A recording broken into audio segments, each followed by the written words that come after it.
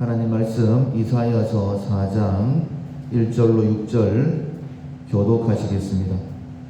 그 날에 7 여자가 한 남자를 붙잡고 말하기를 우리가 우리 떡을 먹으며 우리 옷을 입으리니 다만 당신의 이름으로 우리를 부르게 하여 우리가 수치를 면하게 하라 하리라.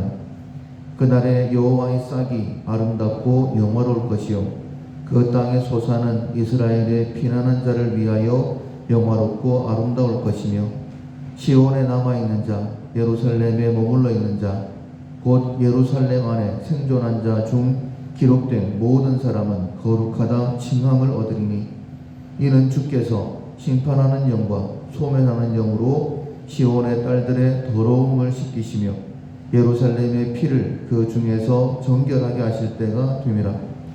여호와께서 거하시는 온 시온산과 모든 지폐 위에 낮이면 구름과 연기 밤이면 화염의 빛을 만드시고 그 모든 영광 위에 덮개를 두시며 또 초막이 있어서 낮에는 더위를 피하는 그늘을 지으며 또 풍우를 피하여 숨는 곳이 되리라. 아멘.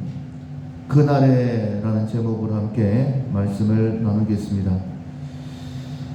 하나님께서 하나님의 심판을 계획하신 그 날이 있습니다.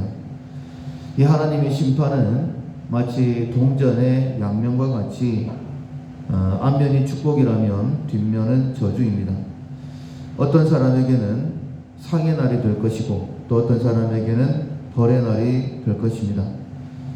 의인은 그 행함대로 열매를 거두게 될 것이다라고 이사야 선지자가 말씀하신 것처럼 어떤 사람은 상을 받게 될 것이고 어떤 사람은 벌을 받게 될 것인데 내가 준비하지 아니하면 내가 의인의 삶을 살지 아니하면 그날은 축복과 저주의 날이 될 수밖에 없을 것입니다.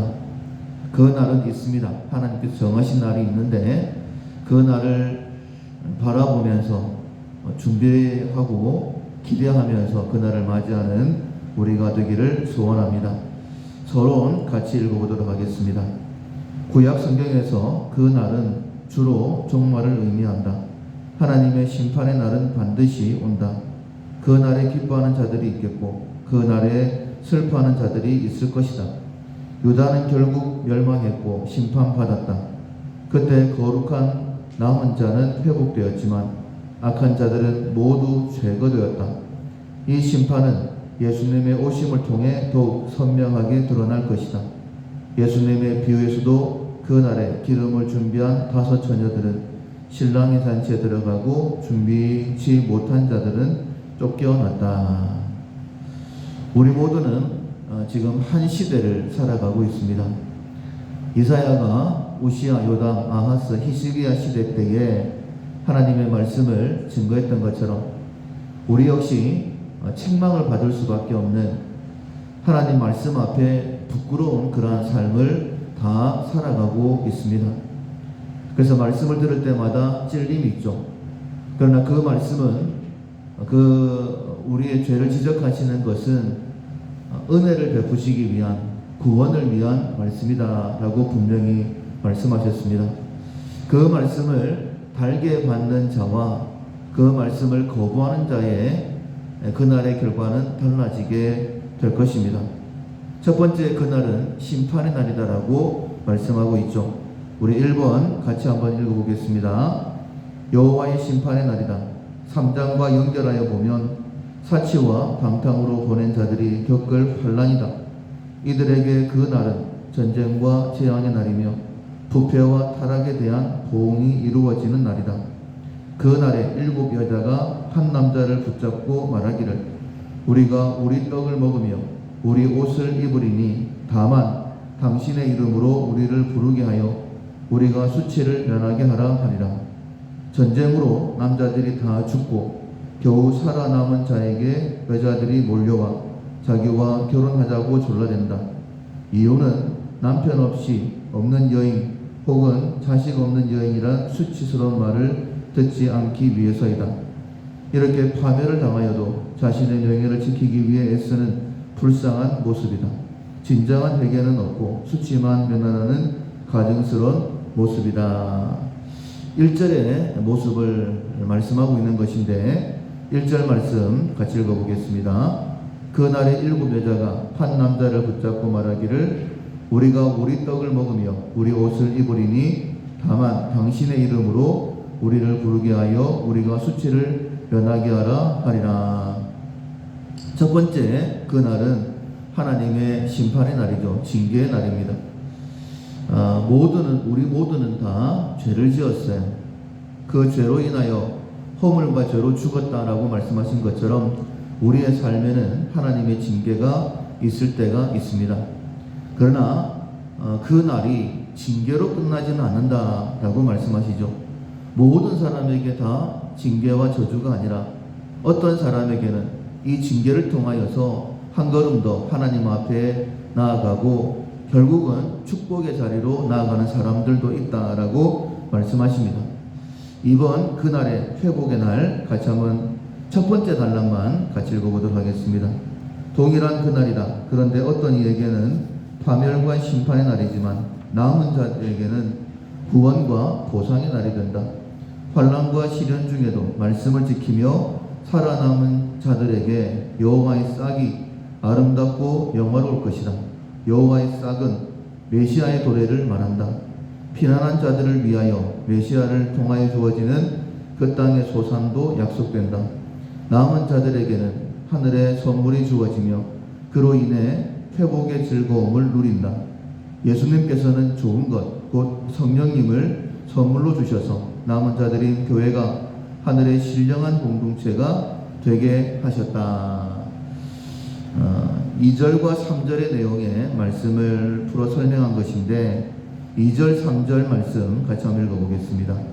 그날에 여호와의 싹이 아름답고 영화로울 것이요 그 땅의 소산은 이스라엘의 피난자를 위하여 영화롭고 아름다울 것이며 시온에 남아있는 자, 예루살렘에 머물러 있는 자, 곧 예루살렘 안에 생존한 자 중 기록된 모든 사람은 거룩하다 칭함을 얻으리니. 여호와의 싹이 있다 라고 이렇게 말씀을 하십니다. 징계 가운데에서 모든 것이 다 끝난 것처럼 보일지라도 우리가 겨울이 지나고 나면 앙상하게 마른 그 가지에서 새순이 나오는 것처럼 새로운 생명의 기운이 나타나게 된다라고 말씀하시죠. 특별히 이 고난의 시간을 거치고 난 다음에 3절 하반절에 보면 모든 사람은 거룩하다 칭함을 받는다라고 그렇게 말씀을 하십니다. 어떻게 해서 하나님의 징계를 받을 수밖에 없는 자들이 하나님께 거룩하다라고 칭함을 얻을 수 있을까? 4절에 보면 이는 주께서 심판하는 영과 소멸하는 영으로 시온의 딸들의 더러움을 씻기신다라고 말씀을 하십니다. 하나님께서 심판의 영으로 임하십니다. 소멸의 영으로 임하십니다. 그냥 단어적으로 보면 굉장히 힘들고 어려울 것 같은 거부하고 싶은 그런 단어입니다. 그러나 심판을 통하여서 소멸을 통하여서 이 소멸은 더러운 것을 불순물을 제거하는 그러한 불입니다. 이 소멸의 불로 임하셔서 시온의 딸들의 더러움을 씻기신다라고 말씀하시는 거예요. 그래서 자녀에게 부모가 채찍을 드는 것, 그것을 사랑에 매달라고 이야기를 하죠. 풀무가 철을 깨끗하게 합니다. 도가니가 은을 단련시키죠. 그것처럼 하나님께서 때로는 우리에게 징계를 하실 때도 있습니다. 그러나 그 징계를 통하여 우리의 모든 불순물들이 사라지게 되는 것이죠. 그러나 모든 사람이 다 그런 것은 아닙니다. 남은 자들, 하나님의 말씀 앞으로 나온 자들, 말씀을 듣고 회개하는 자들에게만 이 은혜가 주어진다라고 말씀하시는 거예요. 4절 하반절에 보면 예루살렘의 피를 그 중에서 청결하실 때가 됐다라고 말씀하십니다. 그러면 이 은혜를 누리는 사람들의 삶은 다시 어떻게 회복되어지느냐? 5절 6절 말씀 같이 한번 읽어보겠습니다. 여호와께서 거하시는 온 시온산과 모든 지폐 위에 낮이면 구름과 연기, 밤이면 화염의 빛을 만드시고 그 모든 영광 위에 덮개를 두시며 또 초막이 있어서 낮에는 더위를 피하는 그늘을 지으며 또 풍우를 피하여 숨는 곳이 되리라. 다시 하나님께서 함께 하신다라는 거예요.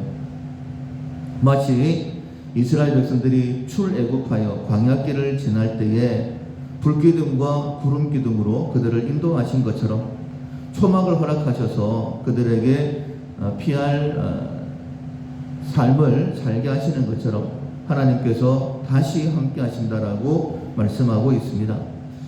하나님께서 때로 우리를 징계하실 때도 있어요. 그러나 결코 절망하지 않고 하나님께서 나를 정결케 하시고 다시 나와 함께 하시기 위하여 이 어려움을 겪게 하셨구나 라고 깨닫고 하나님 앞에 나아가는 우리가 되어야 될 것입니다. 이사야의 말씀은 구원이다라고 했습니다. 구원 받아야 되는 삶이 지금 우리의 현실이죠. 그래서 말씀 앞에 나아가면 죄를 지적하실 것입니다.